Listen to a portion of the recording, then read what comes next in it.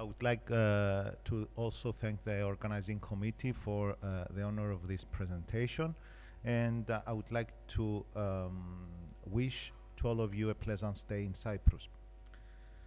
My talk is autoimmune thyroiditis, and the second part is on thyroid nodules.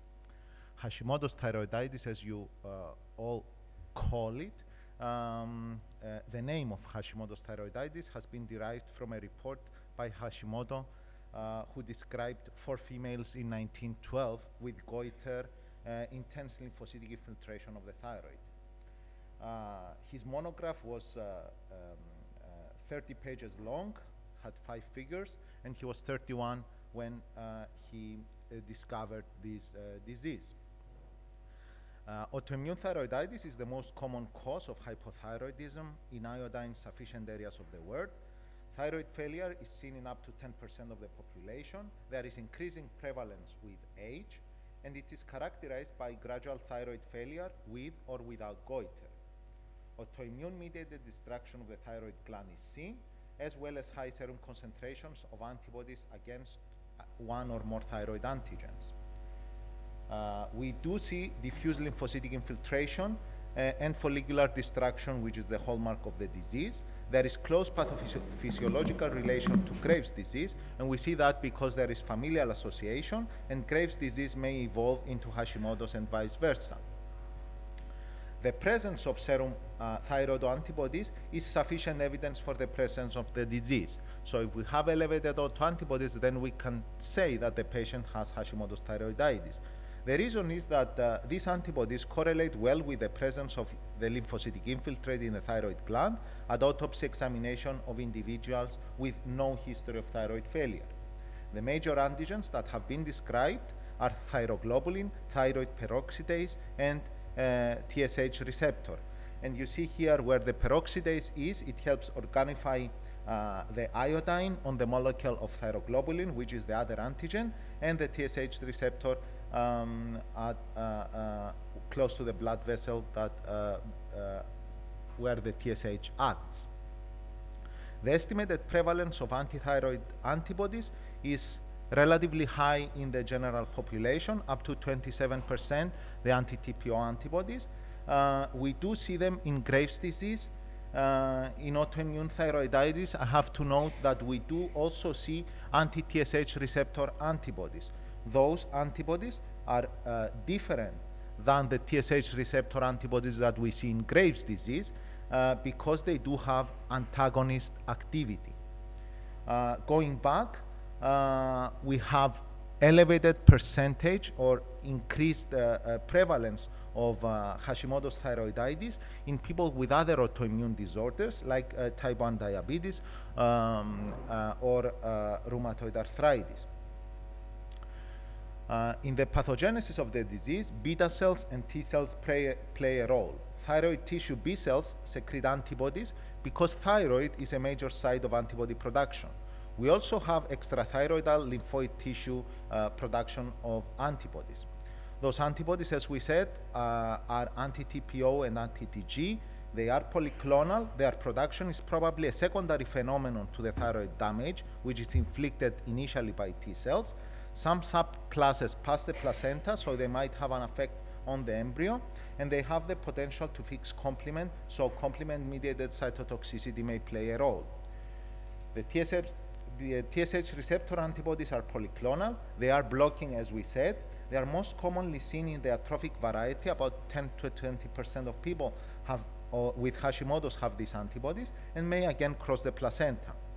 T cells have a role in antibody production. They have a role in apoptotic destruction of thyroid cells by activating cytotoxic T cells, and they do have a role in regulating the local immune response. There are different clinical phenotypes in Hashimoto's thyroiditis. We have 2 extreme forms, the goitrous and the atrophic. The common features are lymphocytic infiltration and elevated antithyroid antibodies. Hashimoto's is primarily a disease of women with a sex ratio of 7:1. And hypothyroidism is the characteristic functional abnormality. However, most patients are euthyroid.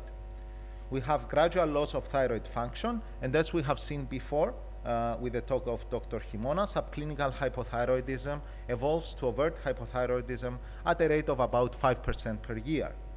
This hypothyroidism is usually permanent, and exceptions include some children and also postpartum women in whom we might see postpartum thyroiditis, which might be the first clinical,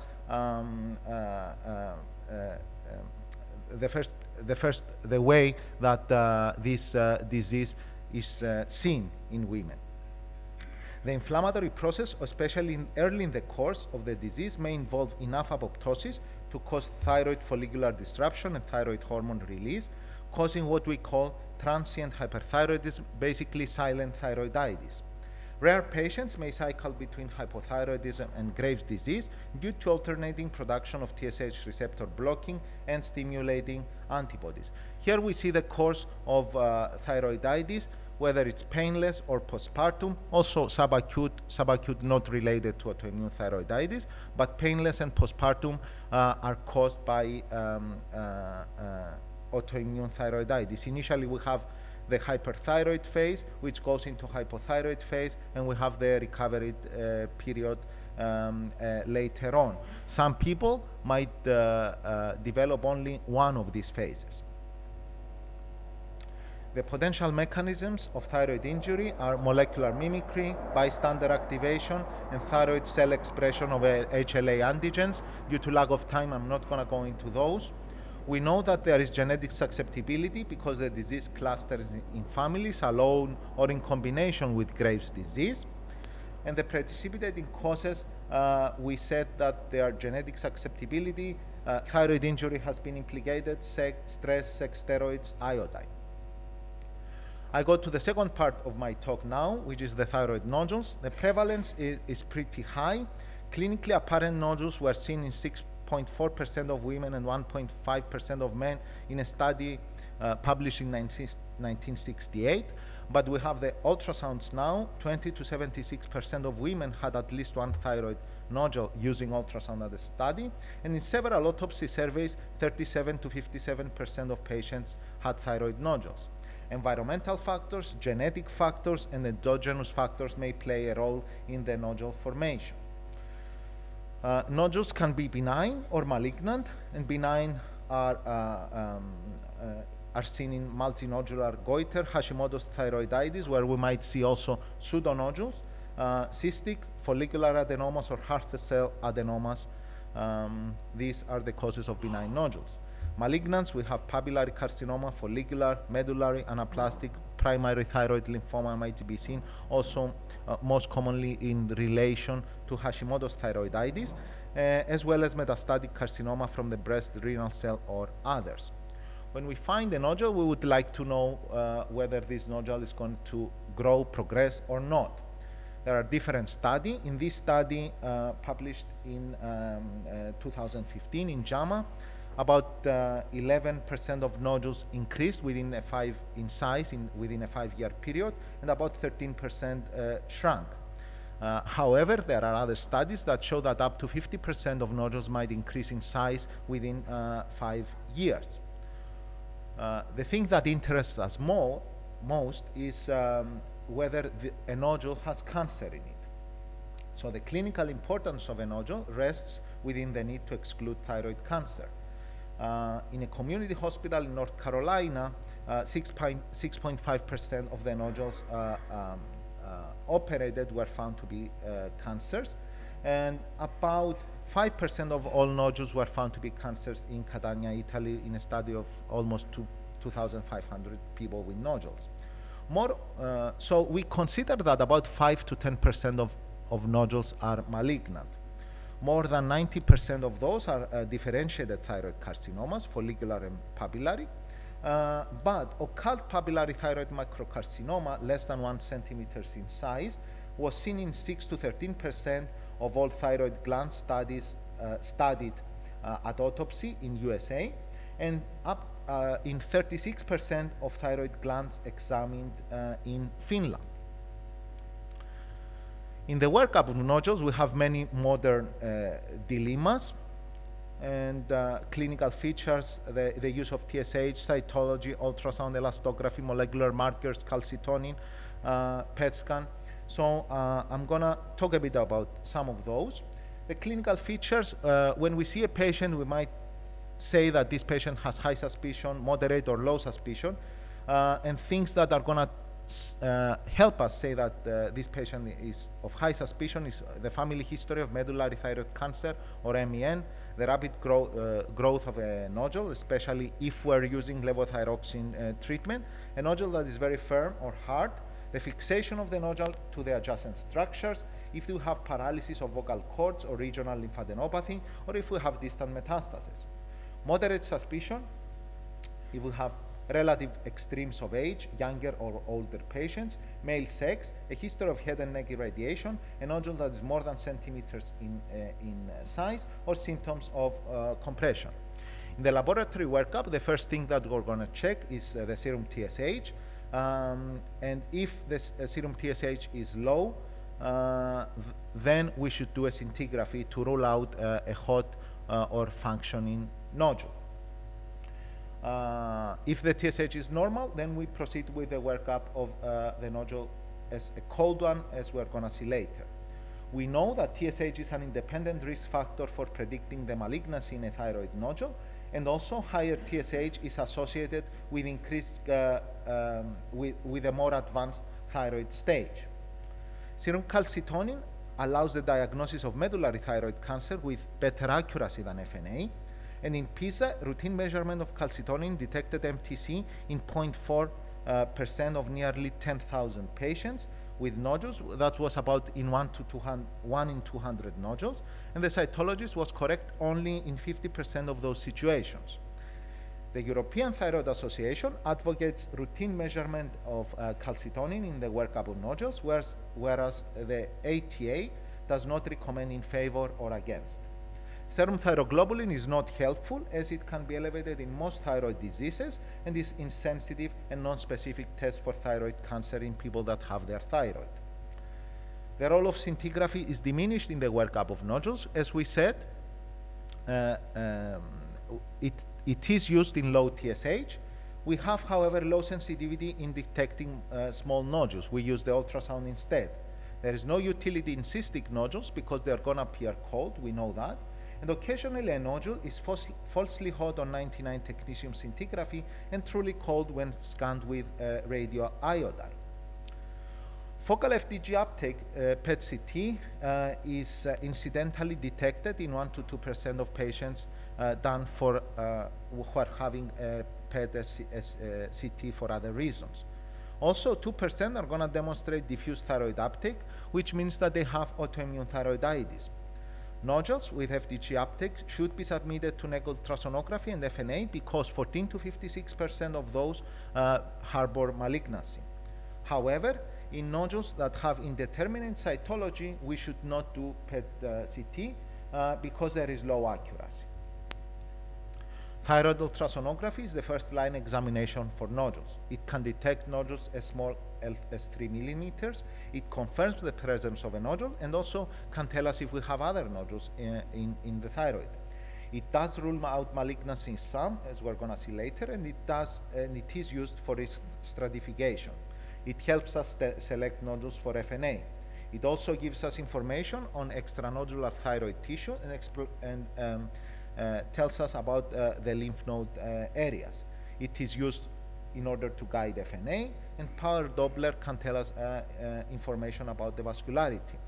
When we do thyroid ultrasound, we should evaluate the thyroid gland, the parenchyma, whether it's homogeneous or inhomogeneous, the size of the gland, and when we look at the nodule, we need to measure the size, see where it is, the location, see the sonographic characteristics, the composition, whether there is solid, cystic, the proportion of cystic component, whether it's spongiform.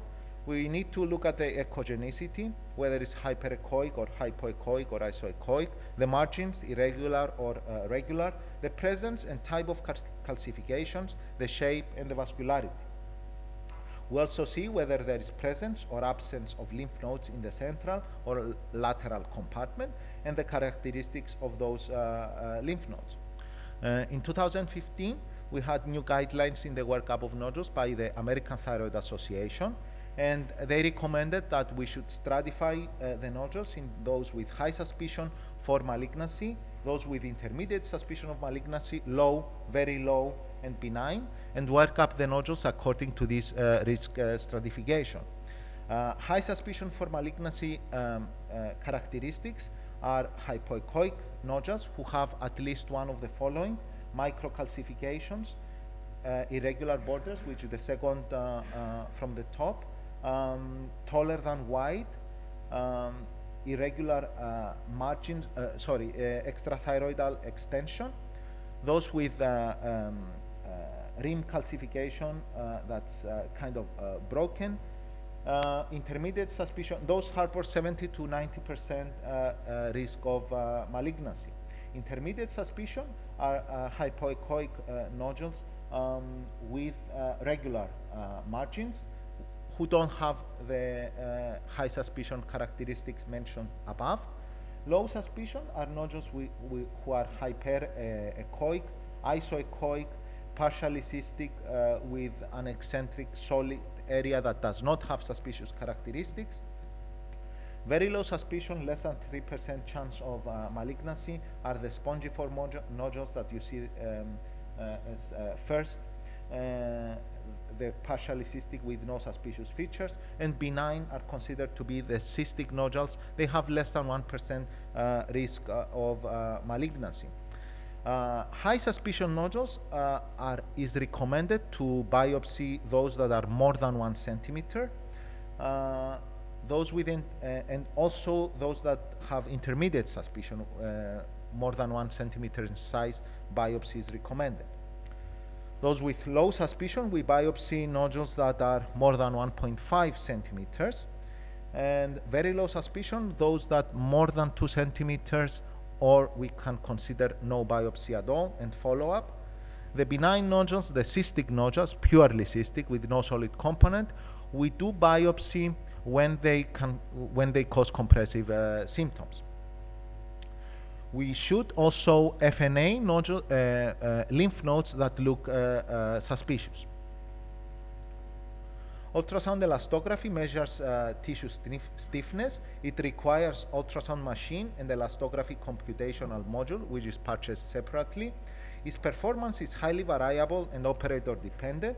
It can be effectively applied in solid nodules, excluding cystic or partially cystic nodules. However, the index nodules must not overlap with other ones.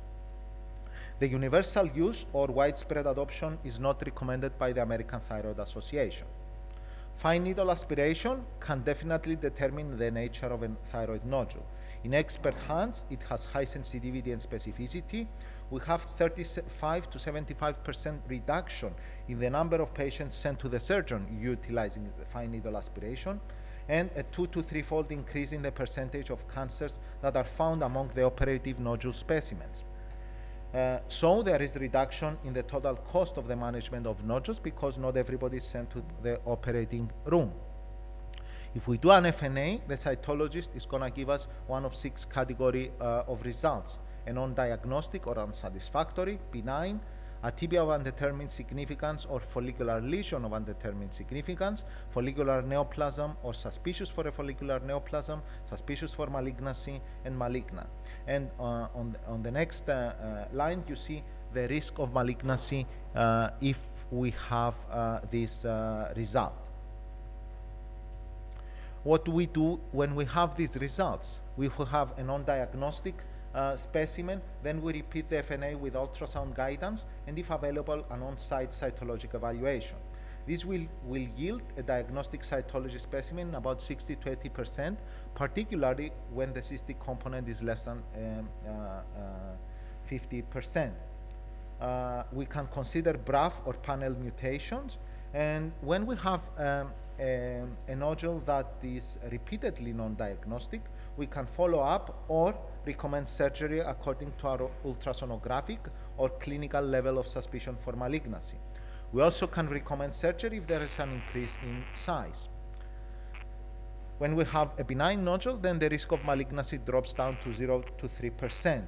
The follow-up is based on the ultrasonographic risk stratification that we did prior to the needle aspiration. If we have a nodule that has high suspicion, then we repeat the fine needle aspiration within 12 months. If we have low to intermediate suspicion, then we repeat the ultrasound in 12 to 24 months, and the FNA if we have increase in size. If we have very low suspicion, ultrasound pattern, we repeat the ultrasound in more than 24 months.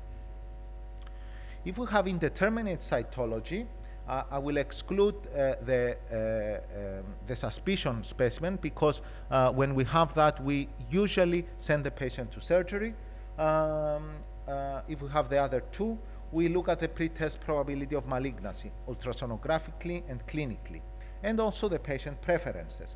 We can repeat the fine needle aspiration and have it reviewed by high volume cytologist, and we can consider molecular marker testing, and we can decide according to these results whether we're going to do surveillance or diagnostic surgical excision.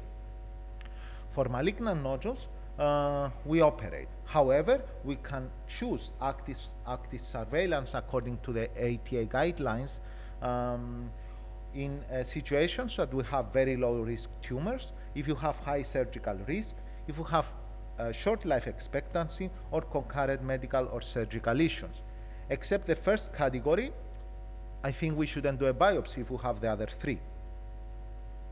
For nodules that do not meet the criteria for fine needle aspiration, our follow-up is based on the risk stratification again. If we have high suspicion, we repeat the ultrasound in 6 to 12 months. If we have low or intermediate suspicion, we repeat the ultrasound at 12 to 24 months. And if we have very low suspicion, we repeat the ultrasound at more than 24 months versus we decide no follow-up. When we find a thyroid nodule, as we said, we are going to go just a bit on this algorithm. We will measure the TSH. If it's low, we do a radioisotope scan and an ultrasound. If it shows that we have a hot nodule, we might opt to observe or treat in patients who have overt hyperthyroidism or in selected cases of subclinical hyperthyroidism. We treat with either surgery or radioactive iodine. And I'm not going to go into that because it would take another half an hour. If we have a cold nodule, then we go to this algorithm according to the new guidelines. We do ultrasonography. If it meets the criteria for FNA, we do it, and according to the results that we said before, we proceed. Other non-surgical, non-radioactive iodine approaches for thyroid nodules is thyroid hormone suppressive therapy. It's controversial. Some experts consider T4 therapy ineffective and rarely recommend it. Others recommend a trial of T4 therapy for most patients based upon their clinical experience and those studies that support its efficacy. We know that subclinical hyperthyroidism, especially if we have a TSH less than 0.1, has increased risk for atrial fibrillation, arrhythmias, and reduced bone density. And we see here that only one study has shown from this meta-analysis that has shown that thyroid hormone suppressive therapy has beneficial effect on nodules. Ethanol injection has been used. It can reduce the function of autonomous thyroid nodules and also may be used to sclerocystic spaces in a degenerated solid nodule. It can be used in cystic nodules after complete aspiration of the fluid. There is a 75 to 85 success rate. It's not universally used, as not is radiofrequency ablation, which use electric current to burn the nodule. And we see the shrinking of a nodule.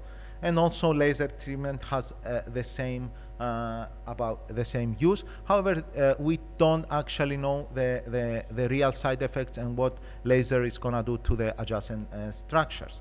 And now I go to the third part and most important of my talk. We're going to talk about the places in Cyprus. And as you see, we have very beautiful beaches. The rock that you see there in the beach is Petra του Ρωμιού. It's in Paphos. And there it is thought that Aphrodite, the goddess of God, was born there. The first here is from Akamas, where no buildings are, we don't have buildings there. And the next one is from my village in close to Trodos, a small church from there. The one here are from the Venetian walls of Nicosia, and you see how Nicosia is seen. And although we have beautiful weather, we do have snow in the mountain of Trodos. I don't think we have it now, but we might have it later on in the winter. So Camilo, if you liked any of those places, let me know and we can go. Thank you.